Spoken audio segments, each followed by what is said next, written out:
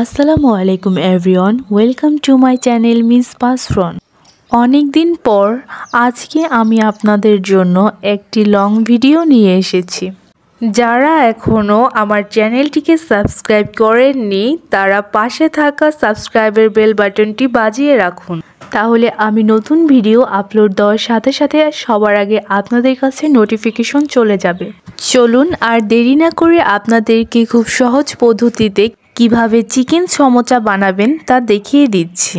Chicken samosa বানানোর জন্য প্রথমে আমি একটি বলে 2 বাটি ময়দা, তার ভিতরে পরিমাণ মতো নুন, বেকিং পাউডার, লাল মরিচের গুঁড়ো, হলুদের গুঁড়ো দিয়ে হালকা মেখে তার ভিতরে অল্প অল্প করে পানি মিশিয়ে একটি ডো তৈরি করে নিব।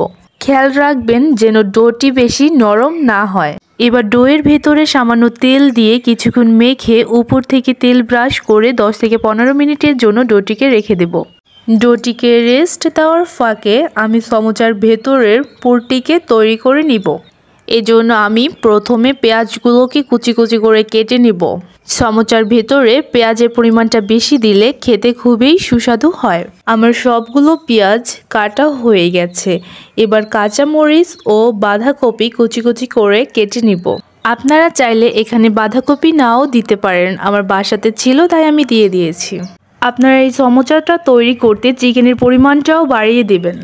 এখানে আমি চিকেনের 2টি বেস্ট পিস আগে থেকেই নুন দিয়ে সিদ্ধ করে নিয়েছি। এখন আমি চিকেনগুলোকে 2টো কাঁটা চামচের সাহায্যে ঝুড়ো করে নিব।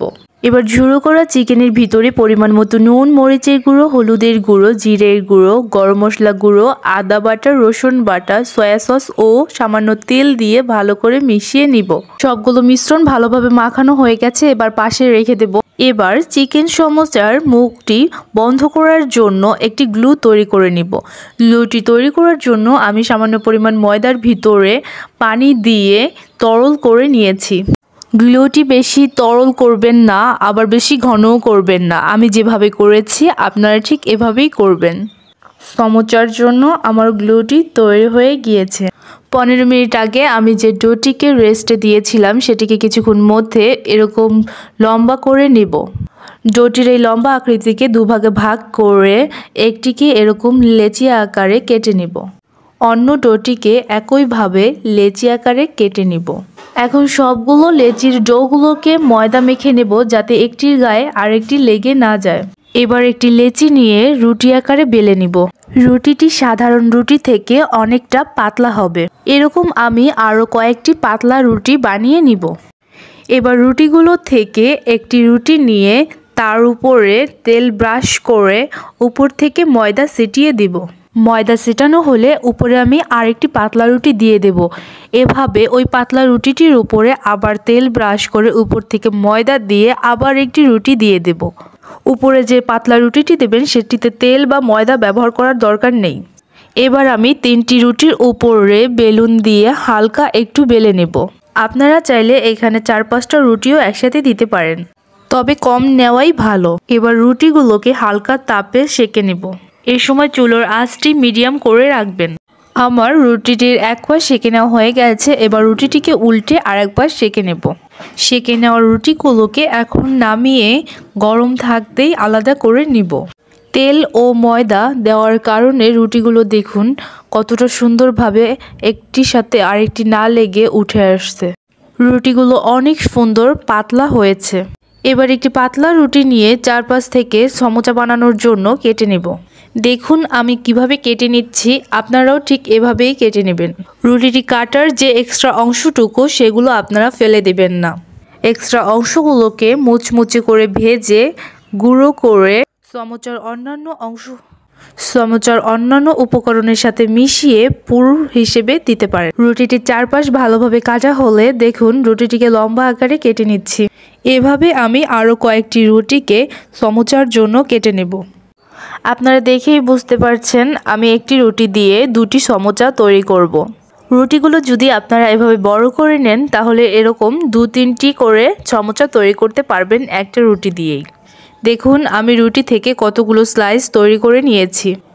আমার স্লাইসগুলো কাগজের মতো পাতলা হয়েছে। এগুলো এখন সমোচা বানানোর জন্য পারফেক্ট।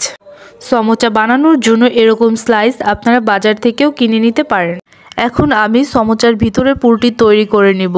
পুরটি তৈরি করার জন্য প্যানে পরিমাণ মতো তেল দিয়ে দিব। তেলটি গরম হয়ে এলে তেলের ভিতরে পেঁয়াজ কুচি দিয়ে দিব।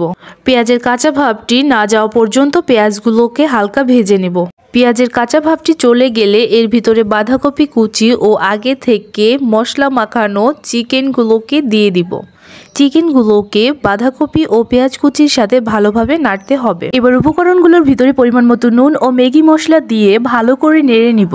ম্যাগি মশলা দেওয়ার কারণে সমোচার ফ্লেভারটি ভালো আসবে। এবার এই উপকরণের ভিতরে কাঁচামরিচ দিয়ে আরও কিছুক্ষণ নেড়ে নামিয়ে নিব। এবার কড়াইয়ে পরিমাণ মতো তেল দিয়ে আগে থেকে কেটে রাখা রুটির এক্সট্রা স্লাইসগুলো ভাজার সময় চুলোর আঁচটি মিডিয়াম করে রাখবেন। এভাবে মচমচে হয়ে লালচে ভাব চলে আসলে স্লাইসগুলোকে নামিয়ে নেবেন। এবার স্লাইসগুলোকে চিকেনের উপরে রেখে খুন্তির সাহায্যে ভেঙে নেব। গরম থাকতেই কাজটি করতে হবে, যেহেতু গরম তাই আমি খুন্তি দিয়ে প্রথমে ভেঙে নিয়েছি। এবার হাত দিয়ে ভালো করে সবগুলো মিশ্রণকে মেখে নিব। এবার দেখুন কেটে নেওয়া স্লাইসগুলো কিভাবে সমোচার মতো বানিয়ে নিচ্ছি। কাজটি বেশি কঠিন না, একটু খেয়াল করে দেখলেই আপনারা কাজটি করতে পারবেন। দেখুন আমার সমোচার বাইরের অংশটি তৈরি করা হয়ে গেছে। এবার চিকেনের পুরটিকে এই সমোচার ভিতরে দিয়ে দিব। চিকেনের পুরটি দেওয়া হলে চামচ দিয়ে ভিতরের দিকে একটু ঠেসে দিবেন। এবার সমোচার মুখটি বন্ধ করার জন্য গ্লুটি লাগিয়ে নিব। এই গ্লুটি লাগানোর ফলে সমোচাটি ভাজার সময় পুরগুলো বাইরে বেরিয়ে আসবে না। এবার দেখুন আমি সমোচার মুখটিকে বন্ধ করার জন্য সমোচার মাঝখানে এভাবে আঙুল দিয়ে চেপে ধরে উপর থেকে লাগিয়ে নেবেন। এবার সমোচার পাশে যে পকেটটি রয়েছে এর ভিতরেও গ্লুটি লাগিয়ে আটকে দিব। দেখুন আমার সমোচাটি তৈরি করা হয়েছে। কতটা সুন্দর হয়েছে সমোচাটি বানানো। আপনাদের সুবিধার জন্য আমি আপনাদেরকে আরও একটি সমোচা বানিয়ে দেখাচ্ছি। দেখুন এভাবে হাতের তালুতে নিয়ে এক কোণা দিয়ে মাছ বরাবর এনে আবার আরেক কোণায় লাগিয়ে নেবেন। খুব সহজেই আপনারা এভাবে তৈরি করে নিতে পারেন। আবার গ্লু লাগিয়ে নিচ্ছি সমোচাটির মুখ বন্ধ করার জন্য। সমোচার ভিতরে আপনারা বেশি পুর দিবেন না, এতে সমোচাটি ফেটে যাওয়ার সম্ভাবনা রয়েছে। এভাবে আমি সবগুলো সমোচা তৈরি করে নিয়েছি। এভাবে সমোচাগুলো বানিয়ে আপনারা ফ্রিজে রেখেও সংরক্ষণ করতে পারেন।